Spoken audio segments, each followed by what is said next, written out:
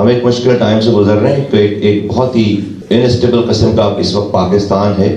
کوشش ہو رہی ہے, سب لوگوں کے مل کر کوشش ہو رہی ہے کہ اس کو جو ہے وہ بہتر کرنے کی کوشش کریں, لیکن حالات ایک عام آدمی کے ڈیفینیٹلی اچھے نہیں. ہمیں چیلنجز ہیں, اکانومی کے چیلنجز ہیں, ہمیں جو ہے وہ مہنگائی کا چیلنج ہے, ہمیں پاور کرائسس ہے, ہمارے اوپر ٹیررزم کا کرائسس ہے, ہمارے اوپر ہمارے روزانہ فوجی شہید ہوتے ہیں,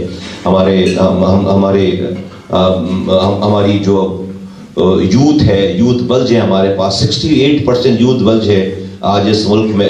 دنیا کا سب سے بڑا یوتھ بلج ہے اس وقت پاکستان میں, کہ 100 لوگوں میں 68 لوگ نوجوان ہیں.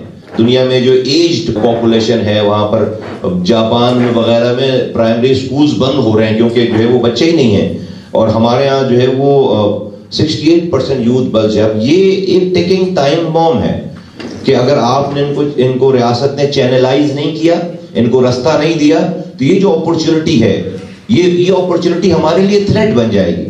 اس کا 1% بھی غلط راستے پہ گیا خدا نہ خواستہ تو ملک تباہ برباد ہو جائے گا. تو یہ بہت بڑے بڑے چیلنجز ہیں.